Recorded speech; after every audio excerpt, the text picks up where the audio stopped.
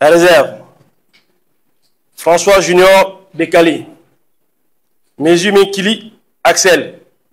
Alan Domacolino. Obam Valère. Loïc Assoumou. Et enfin Oumar Badiaman. Je tenais juste à rappeler que dans cette liste a un fait particulier, c'est qu'elle comporte un joueur du championnat de troisième division, pardon, que nous suivions depuis la saison dernière et nous avons encore suivi les matchs cette saison. C'est aussi un clin d'œil pour ce championnat qui, même quand la première et la deuxième division n'ont pas été organisées, se jouait de manière régulière. C'est un garçon qui est suivi de par ses compétences, ses qualités. Merci. Voilà, nous allons passer donc aux questions-réponses pour enrichir votre contenu éditorial. Mesdames, Messieurs, pour le média auquel vous appartenez, vous vous présentez, vous êtes placés.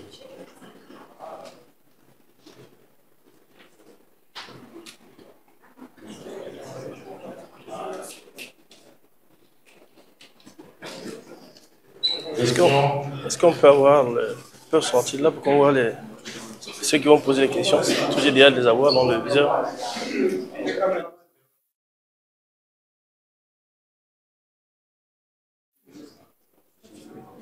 Allez, là. Vous aurez l'occasion de prendre ça. Permettez aux sélectionneurs de regarder les images. Je vais revenir sur quelque chose. Oui, monsieur le maire.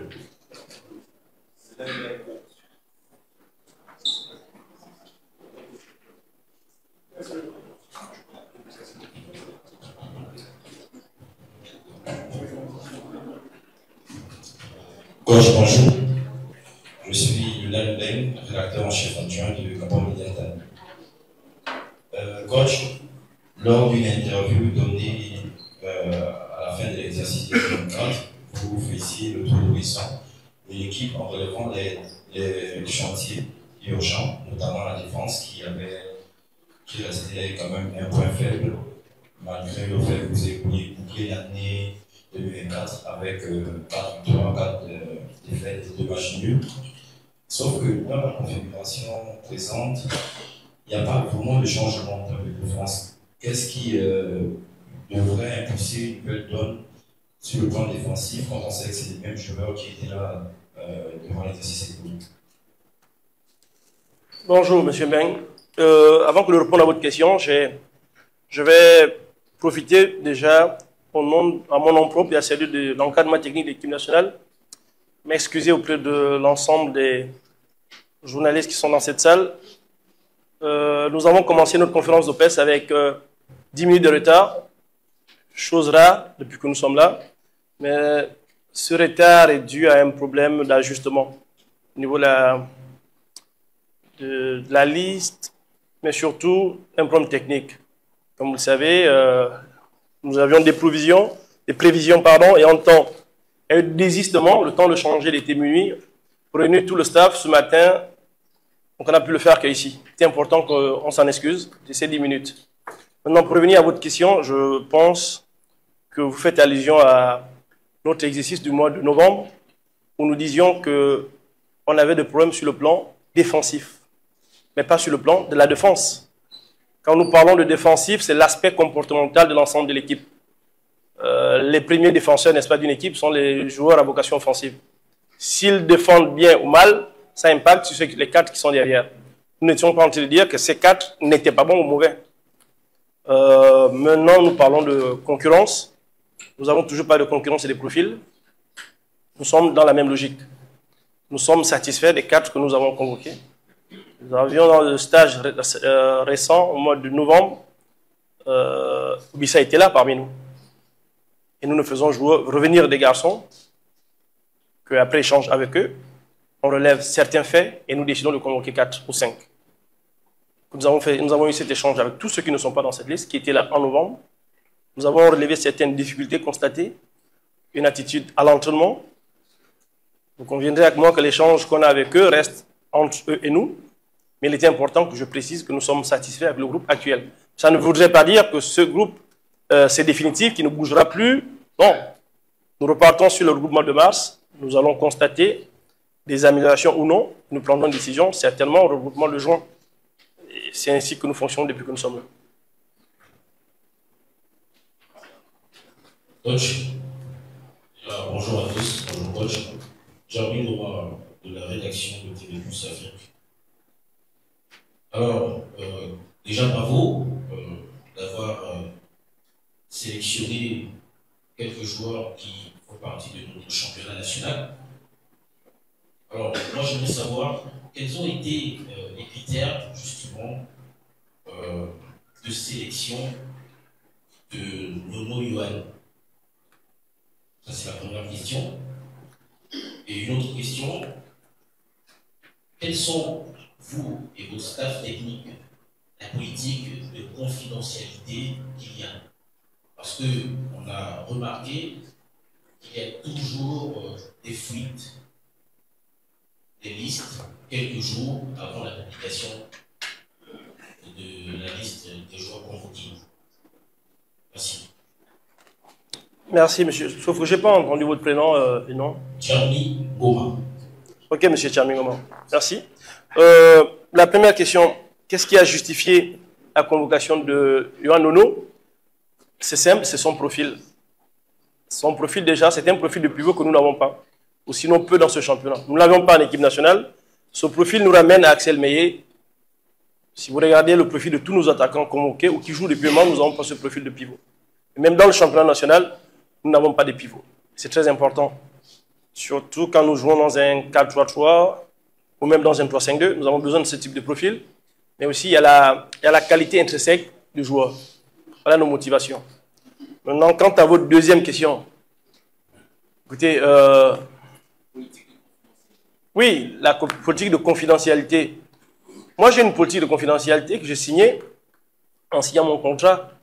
C'est que je ne peux pas ici, sur la place publique, me mêler par exemple des problèmes de politique, parler de la stratégie en interne. Maintenant, les fuites des présélectionnés d'une équipe nationale, vous conviendrez avec moi ici, autant que vous êtes, vous avez vos sources, vous êtes des très grands journalistes, des experts, vous avez vos contacts au sein de mon staff, dans les organes de décision, donc vous savez des choses, vous avez des contacts avec des joueurs, c'est certainement des joueurs quand ils reçoivent leur convocation, qui vous disent je suis présélectionné ou sélectionné. Ça, nous, on ne peut malheureusement pas contrôler ce genre de choses. Après, la facilité aussi pourrait m'amener à dire que j'ai dans mon sein peut-être des gens qui ventilent les informations. Et moi, là-dessus, je ne peux malheureusement rien contrôler. Juste pour compléter le vote, en sachant que la conférence de presse est faite plus pour enrichir sur le plan éditorial vos contenus.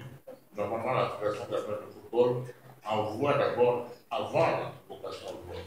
Ça veut dire qu'entre la conférence de presse et le temps de la convocation du joueur, ce n'est pas forcément le staff. Bonjour, merci coach. François Guinet d'Avance pour l'Actu. Je peux bien constater le retour de beaucoup. Je sais qu'en sélection, généralement, il y a deux types de critères sportifs et aussi parfois comportemental pour la sérénité de l'équipe. Alors, coach, je voudrais savoir qu'est-ce qui a dicté le retour de beaucoup. On sait qu'il y a quelques semaines et quelques mois déjà, il y avait une certaine forme de pression. Est-ce que vous avez cédé à une pression ou bien vous êtes resté sur le principe du respect des critères sportifs et aussi comportemental? Merci. Bonjour François. Je pense très honnêtement que nous avons écouté la voix de la raison. La raison a voulu que André revienne pour sa qualité de footballeur, sa qualité de meneur d'homme et son vivre ensemble. Pour le peu que je sais, il faut rappeler ici que je n'ai jamais eu André dans mon groupe, mais ça on le sait parce qu'on ne convoque pas les joueurs sans discuter ni avec eux, ni avec ceux qui étaient là avant ou avec certains cadres du groupe. Ça, ce serait vous mentir. Donc André revient déjà pour les critères sportifs. Et bon, j'ai envie de dire que le mot pression, c'est un mot qui me gêne beaucoup parce que même si on écrit 10 000 fois dans la journée appelé X, même si j'avais un pistolet à la tempe, je ne ferais pas ce qu'on me dicte. Ça, je préfère être clair là-dessus. Je pense que la voix de la raison a prévalu. Nous remarquions en novembre que nous défendions de fois à 4-5 et qu'il nous manquait un peu plus d'agressivité dans le champ. Donc on a voulu renforcer ce compartiment. Nous sommes en train de préparer une équipe. Nous devons nous améliorer et présenter la meilleure équipe possible à la CAN en décembre prochain. Mais avant la CAN, il y a les éliminatoires de la Coupe du Monde qui arrivent. Le Gabon a sa chance de participer à la Coupe du Monde. Et ça, c'était au départ qu'un rêve, mais là, le rêve, il grandit chaque jour en nous. Et nous le caressons. Et nous avons l'ambition de nous qualifier en Coupe du Monde. Pour ça, il faut utiliser les meilleurs joueurs sur le plan sportif, sur le plan comportemental, qui puissent exister. Voilà un peu ce qui a motivé le retour d'André.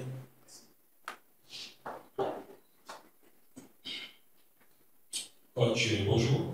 En tout cas, de la rédaction du DPG 141.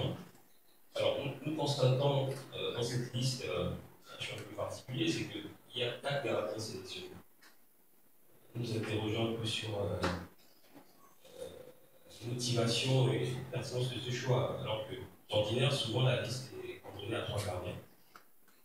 La seconde question, c'est l'absence de 2 joueurs, c'est déjà celle de Noël Lemna. Je pense qu'il a été indiqué ici que l'administratif avait été résolu, et donc il était éligible à la sélection. Il a été appelé à 2 reprises, je pense. On n'a pas pu convertir la tunique des Panthères justement pour ces raisons administratives. Et là, en début de la résolution de cette situation, il est appelé. C'est la question que nous nous posons. Et enfin, c'est l'absence de Eric Baboué-Banyama. On pensait que c'était un joueur qui s'était déjà installé en sélection, du moins qui constituait une véritable option au milieu de terrain. Et là, nous constatons que dans la liste qui était rendue publique, il n'est pas appelé. Est-ce que les dernières sorties du garçon n'étaient pas concluantes pour le stade? Est-ce qu'il y avait des attentes au niveau de ce garçon qui n'ont pas été remplies, comblées? Qu'est-ce qui pourrait expliquer que ce jeune qui avait déjà donné satisfaction à travers certaines prestations n'est pas rappelé pour cette confrontation? Merci. Bonjour Farel. Oui, je vais commencer par la fin de vos questions. Les absences des joueurs Noah Lemina, comme certains doivent certainement le savoir, Noah il est blessé. On ne peut plus se permettre de convoquer un joueur blessé. Vous ne le comprendrez pas, nos compatriotes non plus. Ce qui est de Baboué Bokoum, effectivement, ce que nous évitons, c'est ce que vous avez relevé. Que les joueurs viennent, se sentent devenus cadres au bout d'une bonne apparition, au bout de 30 bonnes minutes. Nous avons dit aux joueurs, discuter avec les joueurs, nous avons besoin de prestations à répétition, être capable. C'est vrai que nous n'avons que 2 jours d'entraînement. Là, le prochain stage, nous n'avons qu'un jour en réalité. Donc, puisque le match a été ramené au 20, nous n'aurons en réalité que le 18 pour pouvoir nous entraîner. Et si vous avez un jour d'entraînement, pour les garçons qu'on a vus la dernière fois il y a 4 mois, il faut qu'ils arrivent dans leur forme la meilleure. Il y a ce jour et ensuite il y a le match. Voilà le peu de temps que nous avons. Et eux, ils se doivent de nous offrir la meilleure des prestations dans la position au niveau technique, tactique et même agressivité, donc aussi le plan mental. Donc, quand nous n'appelons pas un joueur, nous discutons avec le joueur, nous expliquons les manquements observés. Mais je pense que cette décision de ne pas appeler Eric ne dure pas que du dernier stage. Nous avons échangé avec le joueur et entre nous dans le staff. Voilà ce qui justifie sa non-convocation. Ensuite, les 4 gardiens, ça s'explique par le fait que les compétitions Coupe du Monde, la FIFA nous impose d'avoir obligatoirement 3 gardiens sur le banc de touche. Qu'est-ce qui s'est passé en novembre 2023? Vous vous souvenez, Gabon, Kenya, à Franceville, on a Noubi qui se blesse. Et quand le staff médical constate la blessure, après coup, Noubi a, donc pour me prêter le bon mot, qu'est-ce qu'il a? Il avait je crois qu'un arrachement au niveau de l'égamentaire, au niveau du genou. Voilà. Donc Noubi est out. Il nous reste 2 gardiens. Qu'est-ce que nous faisons? Noubi doit rejoindre son club. Départ de Franceville, Transit-Libreville, le médecin a mis un protocole, il est pris en charge, ensuite il rejoint son club. Sauf que en rentrant à l'hôtel, avant de prendre l'avion, on se rend compte que la FIFA précise qu'il faut 3 gardiens au banc de touche. Si nous n'avons que 2 gardiens, le match ne peut pas se jouer. Donc le Gabon perd. Ça, c'est une partie du règlement que vous pouvez vous renseigner aussi là-dessus. Donc Noubi est obligé d'être 3e gardien en Tanzanie contre le Burundi, sachant qu'il ne peut pas rentrer. Pour éviter que ça ne se reproduise, nous convoquons 4 gardiens je touche du bois. Si nous avons un problème de gardien de but, nous avons un quatrième supplémentaire. Et sur notre liste de temps, nous avons 2 autres gardiens. Voilà l'explication de la convocation de 4 gardiens de but.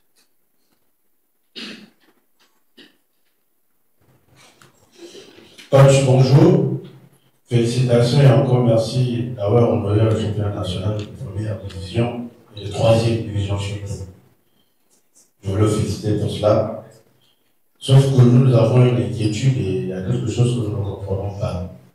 Nous considérons que la direction technique nationale et tous les entraîneurs sont hindous et qu'il devrait avoir normalement une cohésion ou alors une lecture un peu similaire dans les différents choix.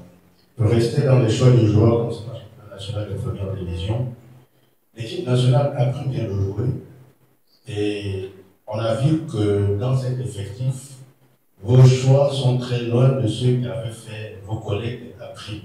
Je prends par exemple le gardien de but qui vient donné, qui pour le staff appris n'est pas bon pour eux. Je vais prendre Mobili, qui n'a pas été sélectionné, et puis Nono, qui sont les 3 joueurs phares de votre sélection. Je voulais savoir comment on fait pour comprendre que les appris qui viennent de jouer en Coupe d'Afrique ont sélectionné le joueur qui était supposé être les cadres, et que vous en a, vous ne puissiez pas les prendre pour prendre tous sur le même championnat. Comment on fait pour apprécier cette disparité? Et puis on a constaté que Miki n'est pas présent.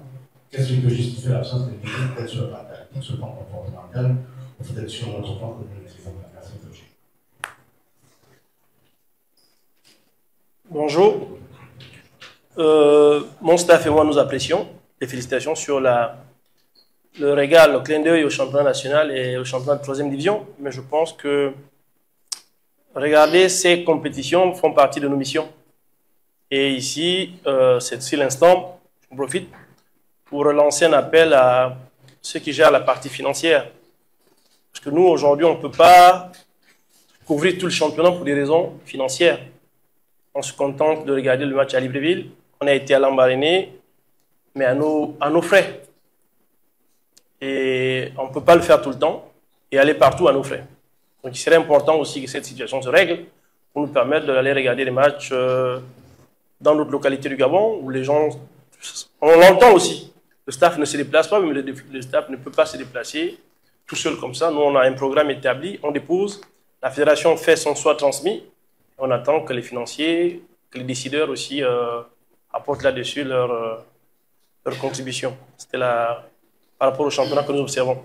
Maintenant, quant à votre deuxième question sur les choix, nous sommes de la même profession. Le football ne se joue pas que d'une seule façon. Les principes du football varient d'un entraîneur à un autre. Les choix varient d'un entraîneur à un autre en fonction des besoins qui sont les siens. Moi, mon staff et moi, nous justifions nos choix par rapport aux besoins, au plan d'utilisation et au système de jeu que nous utilisons. Voilà les critères. Maintenant, si vous me demandez de commenter les choix d'un collègue, je ne suis pas bien placé. Surtout que vous avez eu l'opportunité de faire certaines conférences d'avant, d'après-match, et peut-être que vous en aurez d'autres avec les collègues. Posez la question. C'est pareil pour la direction technique nationale, dont statutairement, j'en fais pas partie. Vous connaissez le bureau du directeur technique, vous vous posez des questions. Qu'est-ce qui justifie ceci, cela? Je vous donnerai les réponses en son âme et conscience. Sur les choix des 3 joueurs, je voulais expliquer, que ce soit Mobili, Nono, ce sont les profils.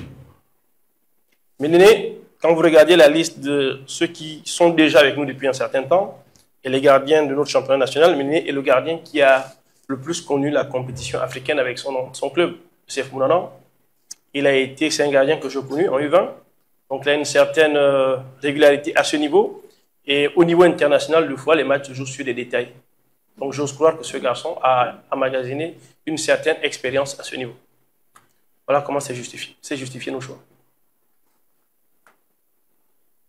Bonjour coach, Ismaël Yafouma, du groupe de la Génération Nouvelle.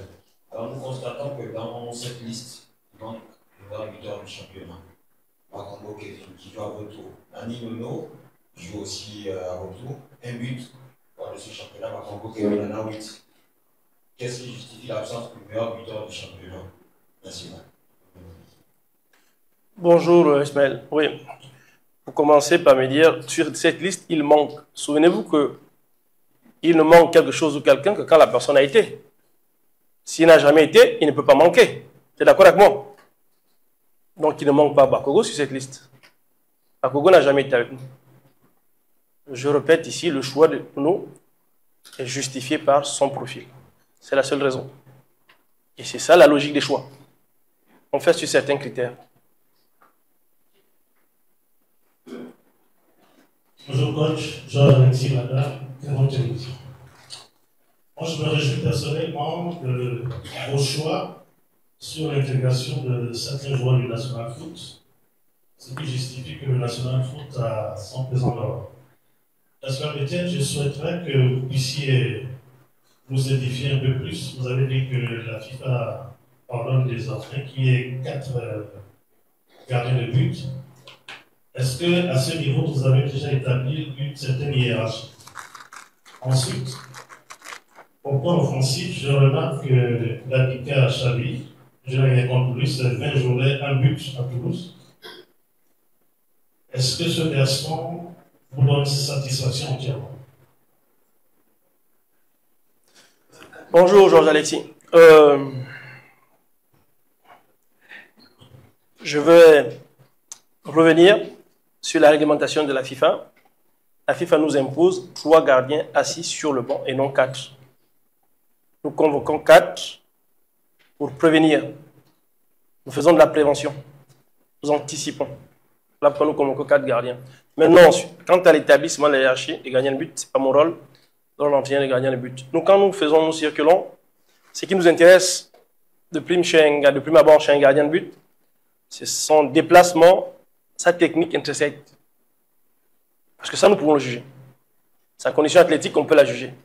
Mais de la technique de gardien de but, c'est le rôle de l'entraîneur des gardiens de but de l'équipe nationale. Ils sont 4, ils viennent, il les entraîne et il définit. Il nous dit, voilà mes propositions, j'entérine. Je dis, bon, celui-là, premier gardien. Pourquoi? Il nous a démontré sur le plan mental certaines aptitudes, sur le plan organisationnel, sur le plan technique, sur le plan de la présence, ce qu'il va commander, il va parler. Vous vous souvenez que nous utilisons beaucoup le ballon en partant derrière. Nous avons déjà besoin d'avoir des gardiens qui soient à l'aise avec l'utilisation du jeu au pied. Voilà un peu ce qui justifie, encore une fois, la présence de 4 gardiens de but. Après, je crois que votre dernière question est en rapport avec Xavi Babika. Vous ne compreniez pas? C'est ça? Non, je dis, c'est 20 journées, 1 but.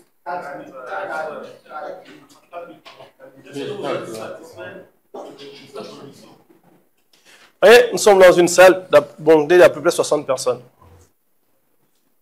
Nous avons 2 collègues qui, Bakogo, meilleur buteur, ne comprend pas pourquoi il est là, Nani vient. Là, nous avons Georges-Alexis, qui estime... Vous voyez la particularité des choix. Si même cette équipe, vous étiez assis à ma place, vous devriez expliquer votre choix. Moi, je vais ouvrir une parenthèse que je vais refermer très vite. On va rigoler 2 secondes. C'est le championnat national que je regarde souvent. J'ai regardé jusqu'à la 7e journée. Jusqu'à la 7e journée du championnat national, les choix sur le meilleur joueur du match étaient assujettis à des rigolades, à des querelles au stade. Non, c'est vrai. Les journalistes sportifs choisissaient un joueur. Le public, les dirigeants n'étaient même pas d'accord.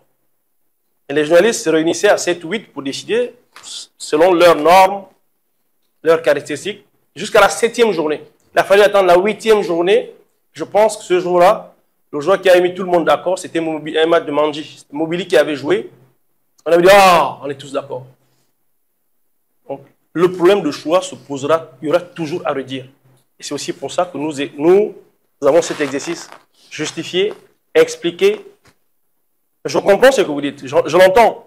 Xavi, 20 matchs, 4 buts. Mais sur les 20 matchs, il en a joué combien? Il est rentré combien? Quel est son temps? Dans quel dispositif? Il y a toutes ces choses qu'il faut prendre en compte. Et croyez-moi, la chose la plus difficile en football, je pense, ce n'est pas défendre, c'est marquer un but. Il faut que nous soyons patients avec ce garçon en club. C'est un compatriote qui nous représente là-haut. On espère qu'il marquera un peu plus de buts, mais c'est jamais facile. Et là, en équipe nationale, je pense les éliminatoires de la de la CAN, sur 3 ou 4 matchs, Xavi a marqué 2 buts. Ce qui, à mon sens, c'était un bon ratio. C'est un garçon qui est en progression, qui s'adapte au niveau championnat de France, qui n'est pas facile. Eric Moulungue, qui a joué, pourra vous en affirmer, vous en a testé. C'est un championnat qui est très difficile sur le plan tactique, sur l'agressivité aussi. Tant que Xavi s'adapte, quand il était à Limassol, je pense que sur une saison, il a marqué un peu plus de buts que ça. Voilà un peu comment je vois la chose. Ok. Est-ce que, pour satisfaire un peu la curiosité de la question de balance sur la hiérarchisation des gardiens, est-ce que n'est pas établi par rapport à la régularité de ces clubs? Je pense que les critères ici, déjà, c'est tous ceux qui sont actifs, jouent en club, sont convoqués. Et ensuite, quand ils arrivent, nous avons observé que pendant la première partie des éliminatoires de la Coupe du Monde, il y a Loïs qui a fait plus de matchs que d'autres. Mais aussi parce que Noubi s'était blessé à une période, il a le temps qu'il revienne. Maintenant, on regardera les phénomènes de concurrence, de comportement à l'entraînement. L'entraîneur des gardiens de but va décider qui sera le premier. Mais très honnêtement, d'ici à la CAN, on devrait définir le rôle de premier gardien, deuxième et troisième. Question? Bonjour coach, Fabien Biban, la rédaction des Pêches 241. Alors coach, sur la liste, on constate la convocation de Zé Bayama Samake, qui est un joueur qui impressionne quand même dans notre championnat. Mais au regard de son profil qui est plus ou moins similaire à celui de Coco, c'est-à-dire dans l'abordage, c'est quelqu'un, comme on dit, qui aime aller au choc, qui est dur sur l'homme, qui défend beaucoup, qui n'a pas vraiment un travail important en milieu de terrain. Donc, on a Coco, Loufilou, Samake. Je ne dis pas que c'est la même chose, mais dans les qualités, ça se ressent beaucoup en termes de physique, en termes d'intensité. Est-ce qu'il y a déjà une hiérarchie qui serait établie entre les trois? C'est la première question. La deuxième, c'est celle de relever également l'absence de Junior et Faguet. Blessure, soucis particuliers, effort, qu'est-ce qui justifie son absence? Bonjour Fabien. Oui, nous restons, quant au profil Eze Banyama, nous recherchons des profils agressifs. Nous avons dit ici, et ce n'est pas faute de le répéter, nous allons le refaire, nous espérons jouer à rythme, se mettre de l'agressivité positive, mettre de l'impact et de la vitesse dans nos transmissions. Parce que nous sommes dans un jeu positionnel, les transmissions doivent être rapides, ou quand nous changeons, nous sommes dans une transition rapide en fonction de nos attaquants. Donc de l'agressivité, de la vitesse dans les transmissions et la profondeur. Et dans notre championnat national, je comprends que nous sommes dans une réflexion de... Vous cherchez un 10 ou un offensif à l'ancienne. Aujourd'hui, nous sommes dans une recherche de joueurs capables de pouvoir utiliser le ballon dans les temps de possession, les temps de passe.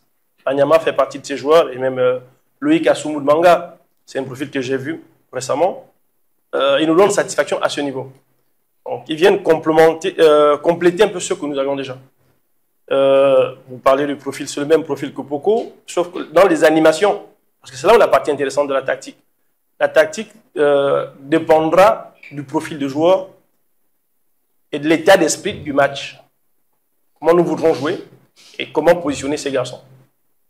C'est aussi quand on va définir l'état d'esprit du match, on trouvera qui jouera ou qui ne jouera pas.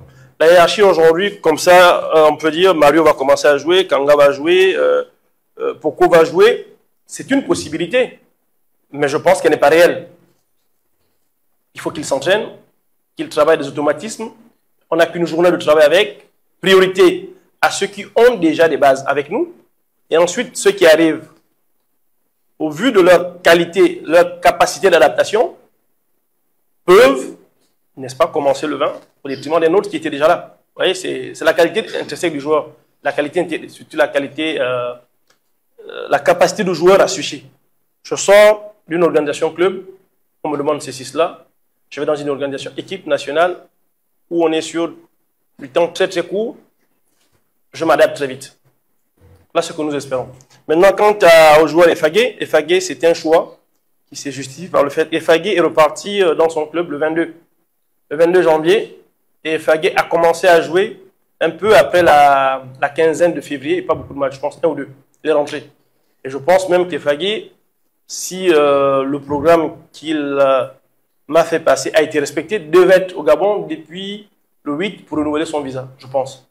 Je ne sais pas s'il est finalement venu ou pas. Et à ce moment, je lui avais dit qu'il ne devrait pas être appelé pour les raisons que je viens de vous énumérer. Question? Bonjour coach, Charles Boula de la rédaction de Gabon Première. Ma première question, coach, vous savez que le peuple gabonais est très blessé actuellement avec la série de défaites de ces sélections nationales. Est-ce que c'est une pression supplémentaire pour vous, pour ces deux confrontations? Deuxième question, coach. Vous allez jouer le deuxième match au Kenya. Les temps sont très courts. Quelle sera la stratégie au regard de l'étroitesse du temps pour s'acclimater? Et enfin, la dernière question, coach. Est-ce que face aux Seychelles, vous avez l'ambition de faire comme les autres qui ont essayé de soigner au préalable leur goal average, c'est-à-dire essayer d'égaler, marquer 8-9 buts comme les autres équipes? Merci. Bonjour Charles.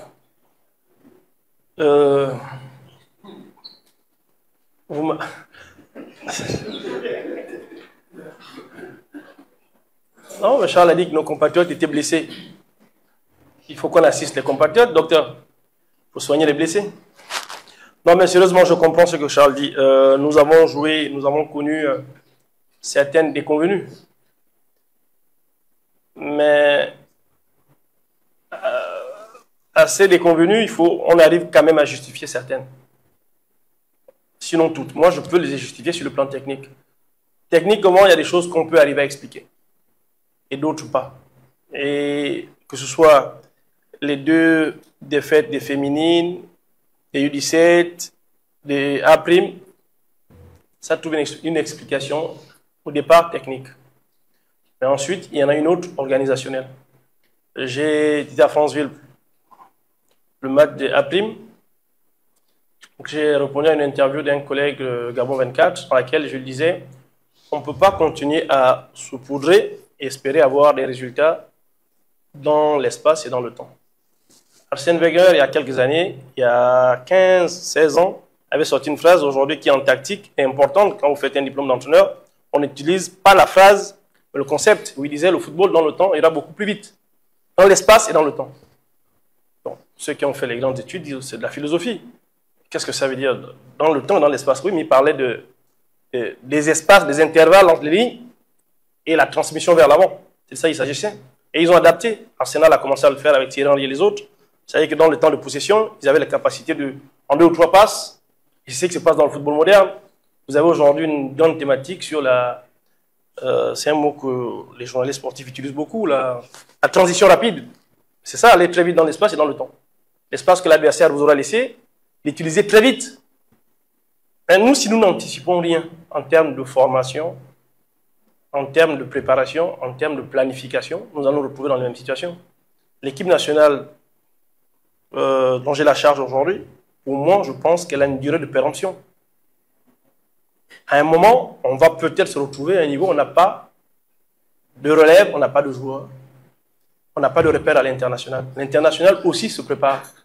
Certains d'entre vous ont voyagé avec les jeunes dans un autre pays. Il faut comprendre que le voyage, quand on arrive dans le pays, si le pays est plus développé que le nôtre, les garçons passent une journée, et même 30 minutes début de match, à observer tout ce qui se passe autour d'eux. Même vous-même, si vous allez dans un pays où vous n'avez jamais été, vous allez regarder s'il y a un escalator qui fait 25 mètres, vous allez l'observer, le bus sera parti. Vous allez observer les bus. Mais ces garçons qui ne jouent pas les compétitions continentales depuis quelques années, c'est où qu'ils vont s'acquérir? Le groupe de A' qui a joué récemment, dites-moi combien ont joué les compétitions africaines des 3 dernières années? Les meilleures régulières sont partis jouer dans d'autres pays avec une aire de jeu appréciable, agréable, avec la pression. Et U17, quelle compétition nos garçons ont fait? Les U15, parce que ce sont ces U15 qui dans 2 ans seront U17, et les U17 seront U19, ainsi de suite. Nous sommes dans l'incapacité de le faire. Mais pourquoi? Parce qu'ensemble, nous avons raté quelque chose. Mais le seul parent pauvre qui récupère ce déchet, c'est la Fédération gabonaise de football, parce que c'est l'organe technique au détriment de la fédération. Qui d'autre planifie cet échec? Nous l'avons planifié au niveau étatique. La pratique du sport est un problème. La formation des cadres en est un autre. Le scandale qu'il y a eu dans notre football autour des abus et de pédophilie, il a profité à qui en réalité? À personne, pas au football. Les parents qui avaient un rêve, envoyer leur enfant s'encadrer, s'éduquer autour du foot, n'y vont pas. Garçons comme filles confondus. Les éducateurs qui avaient une ambition, une envie, n'y vont plus parce qu'ils sont taxés tous de ce que vous savez. Donc tout le monde est chez soi. Et qui, par moment, occupaient l'espace? Les volontaires, mais qui ne sont forcément pas formés. Parce que le vrai problème de l'équipe nationale, c'est pas... Nous, on n'entraîne pas les garçons au quotidien. Nous avons 1 ou 2 jours. Et là, les a eu 5 ou 6 jours pour aller jouer, voyager. Oui, mais le match, moi j'en ai dit, aller en Gambie, et moi je l'ai dit à qui voulait l'entendre, c'était le match le plus facile pour le Gabon aller en Gambie. Jouer à Franceville. Pourquoi? Parce qu'on n'a pas de pression. On est donné perdant. On voyage le jour du match dans des conditions que vous connaissez. Ce match, il est similaire auquel? Gabon, RDC, au Congo, on gagne 0. On est libéré de la pression. Et la pression, c'est un blocage dans l'esprit, dans le comportement, dans les muscles du joueur. Donc on n'a pas de pression là-bas, on fait un bon résultat, on revient chez nous, on n'a plus de la pression. Mais ces garçons, quelles étaient les conditions dans lesquelles ils étaient pour jouer à Franceville? C'est aussi ça aussi, c'est notre responsabilité les techniciens, mais c'est aussi la vôtre, messieurs les journalistes, d'en parler, peut-être d'anticiper aussi. On va pas, c'est pas des échappatoires, mais je ne voudrais pas dire, j'ai failli dire protéger les entraîneurs. Non, dites la vérité. Il n'y a pas une équipe mise en place depuis 2 ou 3 ans. Et ces Seychelles que nous allons affronter, c'est une équipe à base de joueurs locaux, mais qui jouent la COSAFA. Ils sont en stage depuis le 7 février. Ils jouent les compétitions, leur sous-région. Les gars, au bout d'un mois, ils vont progresser. Quand nous, on ne fait rien, bien qu'on s'appelle Gabon, bien qu'on ait des très grands joueurs au niveau, on progresse pas, on stagne. Ce contraste aussi que vous devez pouvoir relever, pour que demain, ensemble, on se dise, les déconvenus, c'était un mal nécessaire pour pouvoir avancer. Les U15 féminines, il fallait qu'elles existent à un moment. On ne peut pas occulter cette catégorie féminine. Mais l'apprentissage s'est fait comment? Ben, 2 fois à la dure, on a perdu. Ça ne voudrait pas dire que maintenant, il faut tirer les enseignements, mettre cette équipe en place, faire travailler ces filles, aller dans les collèges, lycées autres, mettre la stratégie qui nous permettrait demain d'être... Excusez-moi de prendre un peu de temps dessus, mais c'est juste... Nous devons faire un peu de pédagogie de temps à autre, ensemble, pour qu'on arrive à sortir notre football vers qu'on sorte notre football de la difficulté que nous connaissons en ce moment. Et vous avez, mesdames et messieurs, un rôle important. Voilà, je finis là-dessus. Ne pas monopoliser la... Question. Bonjour, Vianney de la page Merci chez Foot. Monsieur le sélectionneur, j'aimerais savoir quels ont été les critères qui ont fait en sorte que vous puissiez appeler Chérifie Bruno, qui reste sur 2 matchs entre le 2 février et le 8 mars avec Closing Catch. Bon, je n'ai pas entendu la question. Quel joueur? Jérémy? Jérémy Oyuno. Qui est resté combien de temps? Sur 6 matchs possibles depuis le 2 février, il n'a joué que 2 matchs. C'est-à-dire 90 minutes. Et le 23 février, il a fait 5 minutes. De quelle période à quelle période? Du 2 février au 8 mars. Du 2 février au 8 mars. Il n'a joué que 2 matchs sur 6 possibles. Nous, c'est sur le West Scout, il a joué, il est rentré, je pense qu'il y a un match, tu gagnes, il a son frère. Bon, bref. Sur le plan physiologique, ce n'est pas un problème en soi. Un joueur professionnel qui reste 2 semaines, c'est le minimum, 15 jours, sans rien faire, ne perd pas, ne va pas en deçà de sa forme physique. Stéphane, tu peux m'aider là-dessus, toi qui es préparateur physique. Et, hein? À partir de 3 semaines, ça clignote au rouge. Il y a un problème. Et vous constaterez que les footballeurs professionnels de très haut niveau, quand ils prennent de vacances, ils ne coupent jamais, au grand jamais, 3 semaines. Même s'ils ont 3 semaines de vacances, on leur demande de se reposer entre 8 et 12 jours. Et on leur donne un programme. Donc ça, c'est la physiologie, leur permet de rester toujours actifs. Maintenant, un joueur professionnel de ce niveau a ce qu'on appelle la récupération mentale. Parce que quand il est assis au banc de touche, il est assujetti au même régime de pression que celui qui joue.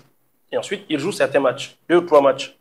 Ce qui, à mon sens, ne pose pas de problème, que j'appelle Jérémy, qui déjà a des habitudes avec nous. Et sur le championnat national actuel, j'ai un profil, donc le garçon de Manga que j'ai vu avec le I20, qui joue, qui dans un futur proche pourrait être une alternative pour arrière droit de l'équipe nationale. Mais pour ce type de match, où nous n'avons qu'une seule journée d'entraînement, je ne peux pas prendre le risque de déséquilibrer tout un système.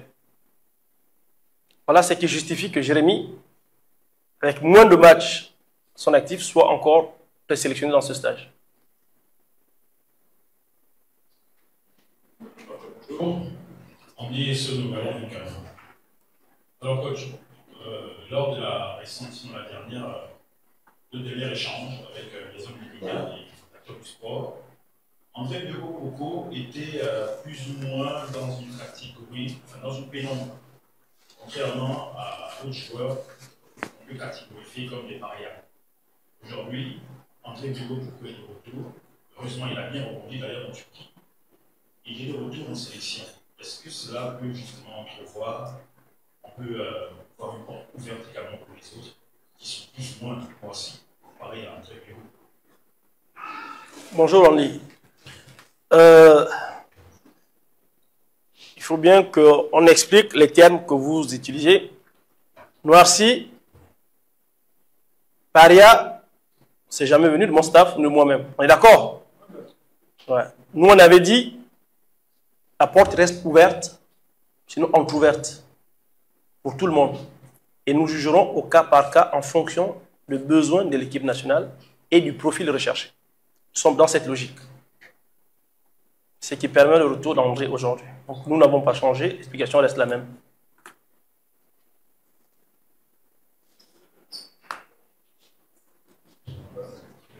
Bonjour coach, Maxime Ogodo, agence gabonaise de presse. J'aimerais juste réitérer la question de mon confrère. Face aux Seychelles, est-ce que vous comptez faire un score sans appel comme les autres l'ont fait, tels que la Côte d'Ivoire? Bonjour Andy. Avec une question reprise avec tellement d'à propos, d'énergie, on va s'amuser à dire, ok, on va gagner 15-0. Ça vous va comme ça? En plus, sérieusement, je pense que contre les Seychelles, nous sommes plus à la recherche de 3 points que d'autres choses. Je n'ajouterai pas de la pression à la pression aux garçons. Nous avons la pression du résultat. Pour une raison qui est simple, nos équipes nationales, depuis 2 ou 3 mois, sont en délicatesse avec les résultats. Nous avons besoin de gagner, comme l'a dit un de vos collègues. Nous avons besoin de rassurer, de soigner aussi nos âmes blessées, nos compatriotes. J'ai été à Franceville récemment. J'entendais quelqu'un à tort ou à raison dire venez pas perdre les matchs ici, sinon jouez entraînez-vous à Libreville. Donc, Franceville, c'est le Gabon, on jouerait partout. L'équipe nationale, c'est une équipe nationale de souveraineté. Donc, nous avons la pression du résultat.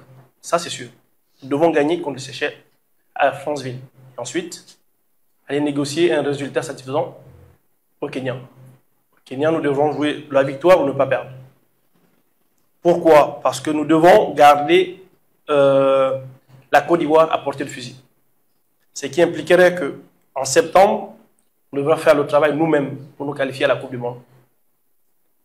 Et je ne comprendrai pas d'ailleurs le principe de soigner un goal average ne nous sera pas utile si nous passons devant la Côte d'Ivoire. Et la probabilité aujourd'hui qu'on se retrouve avec la Côte d'Ivoire à égalité de points est mince. D'abord, elle est mince, et ensuite, même si c'est arrivé, je pense qu'il y a le goal différence particulier. On a perdu 1-0, si nous gagnons... Oui, il y a toutes ces thématiques qui rentrent, tous ces calculs. Le plus simple des calculs, c'est gagner ici en septembre. Mais pour arriver en septembre fort, il faut déjà faire le travail avant.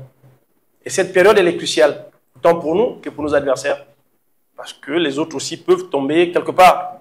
En sortant de Korogo, on l'avait dit. On perd à Korogo, on devait se reconcentrer contre la Gambie. On disait, ils peuvent aussi perdre des points ailleurs. Ça a été fait. Donc ça peut encore exister. Le plus important pour nous, c'est gagner à Franceville. Voilà.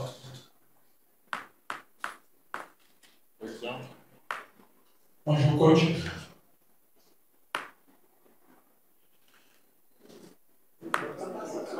Bonjour coach. Bonjour coach. Bonjour l'ancien fils. Non mais c'est parce que je ne le vois pas. Avant ce match de classe, on a eu à assister l'équipe locale, qu'on appelle généralement l'équipe du Chad, qui a joué contre la Gambie. Et dans cette équipe, dans le Seyala, vous avez retenu un seul joueur, vous êtes Samaté. Est-ce que vous pensez qu'il n'y a pas suffisamment de joueurs dans cette équipe qui ne correspondent pas au profil que vous recherchez, qui soit en équipe A? Rebonjour l'ancien frise. Est-ce que vous pensez qu'avec le groupe nous avons, et dans une restriction budgétaire, vous devez convoquer 24 joueurs, je devrais me passer des 4 attaquants que j'ai déjà, ou je devrais ajouter d'autres, on se retrouve à 26, 27. C'est autant de problèmes qui se posent à nous. Nous avons 4 ou 6 attaquants qui sont avec nous déjà depuis un moment, qui ne sont pas revenus depuis 4 mois. Nous avons des habitudes et nous partons dans une préparation particulière où nous avons qu'un seul jour d'entraînement le mardi. Les joueurs devraient arriver lundi soir, s'entraîner mardi, mercredi, reconnaissance de terrain pour jouer jeudi. Quand on sait que nous, notre demande était de jouer le 21, ça nous laissait 2 jours d'entraînement. Nous avons un seul jour d'entraînement. Est-ce que vous allez désorganiser tout un système quand on sait qu'en équipe nationale, c'est plus un travail de principe de jeu, d'automatisme, de compréhension du partenaire? Non. Je pense que les garçons qui ont été au CHAN ont des qualités. La limite d'âge est autour de 24-25 ans. C'est des garçons qui ont un bel avenir. Rien ne leur est fermé. Nous avons des matchs au mois de juin. Certains devront pouvoir intégrer cette équipe nationale à cette période. C'est la seule période qui pourrait nous permettre de tamiser le groupe avant septembre. Parce que septembre devrait nous amener jouer dans la Coupe d'Afrique des Nations, Maroc 2025. Ça aussi, c'est une opportunité. Donc, ils ne peuvent pas se décourager. Ce sont des compétiteurs. Après, à côté, moi j'ai été regarder le match à Franceville. Je pense qu'aussi, de manière générale, quand on n'est pas qualifié comme ça, le seul qui signe, c'est l'entraîneur. On peut tout dire, mais l'entraîneur ne va jamais sur le terrain dans ce match. Les joueurs ont dû aussi un peu mettre un peu plus d'agressivité positive sur le plan individuel pour se montrer. Je pense. Coach, bonjour. Je suis Michel Guina. Je représente le média Post d'abord. Je voudrais m'intéresser à la sélection des Pérémanga, coach. Plus de 20 ans de carrière en sélection, le joueur est resté une bonne partie de l'année sans club. Il est en club depuis pratiquement 6 mois, 6 mois 7. J'ai suivi son interview dans un média international où il évoquait lui-même sa forme. Alors finalement, il est sélectionné pour sa forme ou pour son expérience. Ou bien vous allez plutôt en faire quelqu'un d'expérience dans le vestiaire pour galvaniser l'équipe des joueurs jeunes. Merci. Bonjour, Michel, le prénom, c'est ça? C'est ça, oui. Bonjour, Michel. Ouais. Je commence par vous rassurer et rassurer les hommes et les femmes qui sont dans cette salle et que les mangas n'est pas le frère de ma femme. On est rassuré, ce n'est pas le frère de ma femme. Non, mais plus sérieusement, si je ne convoque pas Ekwele, que j'ai souvent pris pour travailler et ne pas jouer, et que j'ai convoqué au dernier stage de novembre, sans club, en voyant son niveau de forme, avec mon staff, on l'a fait jouer contre la Centrafrique. Je ne le convoque pas là, cependant que ce monsieur a un club depuis le mois de janvier. Vous posez des questions sur mon état psychique. Ou bien, non, sérieusement, de vous à moi. Vous posez la question, qu'est-ce qui se passe avec l'entraîneur Mouimou? Il convoque un joueur qui n'a pas de club, fait jouer ce garçon. Ce garçon est l'un des meilleurs joueurs de ce match. Ce garçon trouve un club, ne le convoque pas. Vous poserez déjà un problème. Vous poserez déjà la question de savoir. L'autre point, je ne sais pas ce que Bruno a dit lors de son interview sur son plat de forme, je ne sais pas. Sauf que j'étais en France au mois de... J'étais avec le manager général, je pense, en janvier. Nous avons été à Paris Atlético, voir Bruno. Nous avons discuté un peu avec les dirigeants qui étaient satisfaits de l'apport. Et je pense que quand Bruno est arrivé dans ce club était avant-dernier relégable. Et ce club, je pense, après 4 journées, était remonté autour de la 15e place. Je pense que c'est encore le cas. Ils doivent être 15e. Mais dans tous les cas, ils se battent pour se maintenir. Je pense même que l'entraîneur du club a dû changer il y a 2 ou 3 journées en arrière. Donc, Bruno reste une alternative à notre défense. De par son commandement, de par sa capacité à lire le jeu, de par sa capacité à sortir le ballon, de par son expérience. Voilà les critères qui font aujourd'hui que Bruno soit toujours sélectionnable. Au moment où, à la partie où Bruno nous montrera le contraire de ce que nous avons constaté, c'est sûr que nous discuterons avec lui sur son rôle et sur sa capacité à être présélectionné ou non. Et je tiens à signaler que ce n'est pas les talents aujourd'hui à cette position qui nous manquent. Sur notre liste, nous avons Oumar Banyaman qui a montré de très bonnes qualités avec les A'. Le défenseur central, certes encore gaucher, de Manga Sport. Ofia, qui est un très très bon joueur, qui a aussi de la taille, chose importante pour le très haut niveau. On parle des détails. Obissa, qui a retrouvé un club, commence à rejouer de manière régulière en Bulgarie.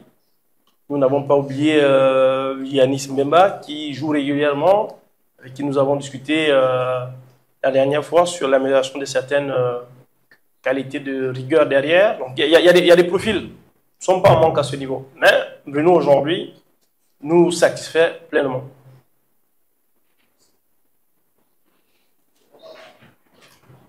Alors coach, j'arrive au moment, je reviens.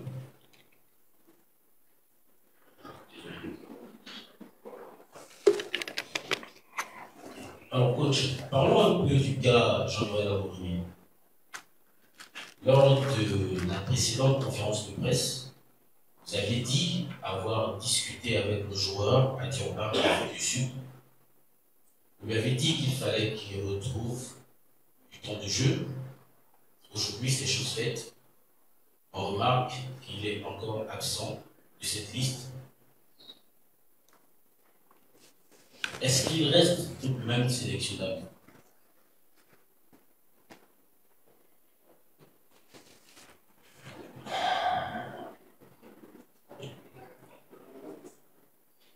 Oui. Il reste sélectionnable. Oui, je l'ai vu à Durban au mois d'octobre. Nous avons discuté. Oui, j'ai discuté avec lui il y a 2 jours. Oui, il reste sélectionnable à certaines conditions. Ces conditions ne sont pas sportives. Ces conditions sont extra-sportives.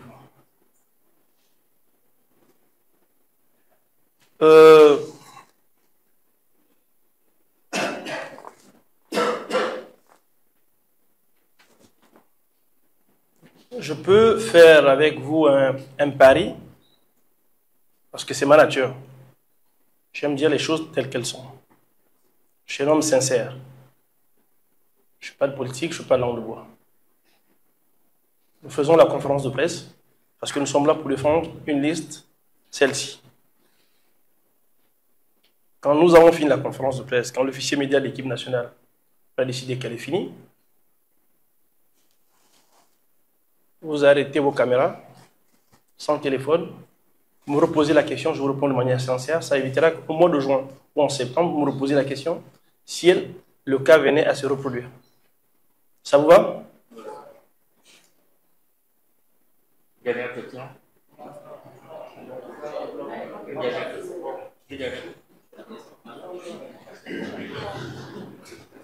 Merci. Bonjour coach. Ces derniers temps, on vous a vu être un petit peu,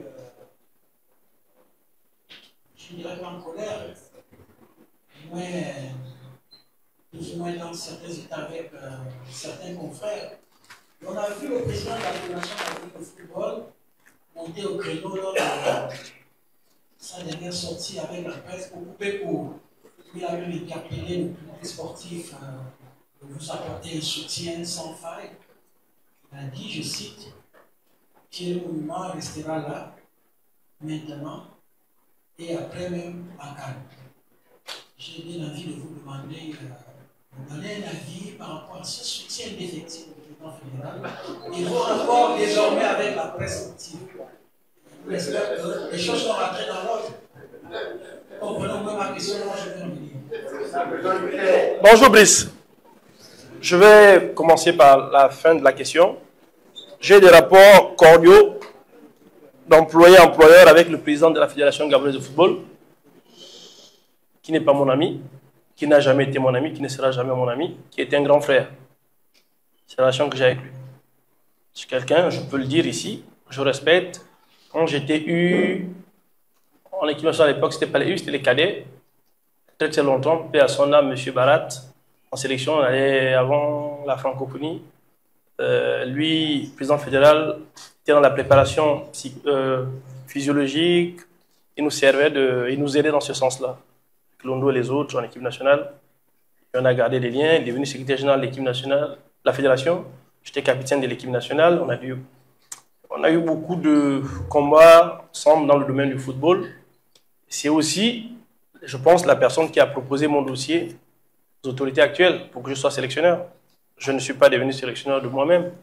Donc ça voudrait dire que nous travaillons en complicité. Il connaît mon projet sportif, il connaît ma compétence. Quand il a s'agi de confier l'équipe à un Gabonais, on a parlé ici de compétence et pas de familiarité ou de copain, pour un copain ou autre. Non, je pense que ça répond.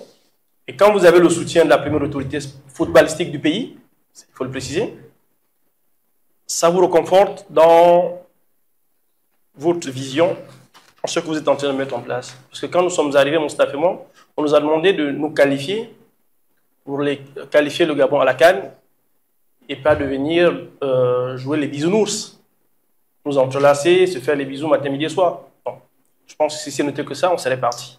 Il fallait qualifier le Gabon, nous l'avons fait. Il faut qualifier pour la Coupe du Monde, ce qui était un objectif subsidiaire. Nous y sommes, on se bat. Si vous regardez les groupes, il y a certains groupes où le premier a 7 points, nous avons déjà 9. Ça veut dire que dans notre temps de passage, si notre temps de passage reste cela, on est déjà dans la shortlist de ceux qui pourraient être les meilleurs deuxièmes. Mais nous voulons une qualification directe en étant premier de groupe, ce qui reste possible à condition qu'il y ait de l'accompagnement. Ça, il faut le préciser. Donc à ce niveau, ça ne pose aucun problème. Je pense que mes relations avec la presse sportive que vous êtes là sont cordiaux, je pense. Nonobstant le fait que certains, et dans toutes les familles, comme on dit dans mon village, vous ne ferez jamais une marmite d'igname et toutes ces ignames seront douces.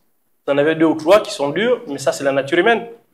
Dans ma corporation d'entraîneurs, vous trouverez, je ne sais pas comment vous les appeler ceux-là. Je voulais dire, utiliser un qualificatif, mais ça va être injurié, ce n'est pas la place. Dans la vôtre, vous trouvez des gens qui sont aussi non objectifs. Parce que certaines critiques n'ont pas été objectifs, c'était très très subjectif. Mais quand on est capable de dire Mouyouma doit partir, ou qu'on consacre un article sur l'encadrement, il faut être capable d'apporter des faits. C'est celui qui écrit, qui dit, qui justifie, qui explique. Mouyouma doit partir, oui, mais pourquoi? Il faut expliquer. Il ne suffit pas de dire, ah non, mais on n'aime pas, il est, on le voit passer, non, il n'est pas, il est arrogant. Ça ne veut rien dire. C'est du vide. Vous voyez ce que je veux dire? Donc, ce n'est pas moi à commenter ce genre de choses. Moi, je pense que j'ai des rapports cordiaux avec la presse. C'est à vous de me dire. Ensuite, vous faites état d'un... En réalité, le seul problème que j'ai eu, si on peut appeler ça problème, c'est une incompréhension qui a été levée avec un de vos confrères qui est dans la salle, mon frère Ephraim. Parce que le but, pour nous, était qu'on lève les équivoques. Nous sommes dans un pays où certains, de fois, ont primé pour des choses qu'ils n'avaient pas anticipées. Ephraim a fait un article que je n'ai pas compris. Le but pour moi n'est pas de traîner en Ephraim, non, parce que la prison, vous la souhaitez à personne. Le président fédéral a fait une prison où... aujourd'hui, où en est ce dossier, par exemple? Oui, ça, c'est pas intéressant. Il faut dire les choses et pouvoir l'appuyer. Donc le but était qu'on s'explique, qu'on se comprenne. Et comme de grandes personnes, en toute intelligence, et là-dessus, je tiens d'abord à féliciter Ephraim, en personne intelligente, il a compris, nous avons discuté, nous sommes arrivés à une entente, il a publié sur son média. Je pense qu'à partir de ce moment, il n'y a plus rien à redire. Nous, on avait besoin de nous protéger. Tant que ça vient d'arriver, ce qui avait été écrit n'était pas beau, je n'ai pas envie de revenir dessus. Vous l'avez lu comme moi, il fallait justifier. Lui, peut-être qu'il détenait quelque chose que nous ne le savions pas. Peut-être qu'on le faisait vraiment. Ça ne s'est pas fait. Nous en avons échangé. Nous sommes revenus à des meilleurs rapports. Mais avec la presse, je pense que soit moi ou l'ensemble de mon staff, nous n'avons aucun problème avec personne ici. 3/4 de personnes, certains qu'il y en a qu'on découvre, des hommes et des femmes, mais d'autres qu'on se connaît depuis plusieurs années. Et si on voulait se faire la guerre, je pense que c'est ni le lieu, le moment de se faire la guerre. Notre pays a besoin d'union, a besoin d'ondes positives pour nous qualifier à la Coupe du Monde. C'est notre pari. Voilà, c'est pour ça ici que je disais tout à l'heure, sur une question de mon frère M. Ngoma, je disais, à la fin de la conférence, on peut discuter ici, qu'on se comprenne, et après vous utiliserez les mots qu'il faudra pour pouvoir écrire plus tard. Voilà. Et on appelle ça le off, on ne travaille pas un off. Merci à tous pour ce tour.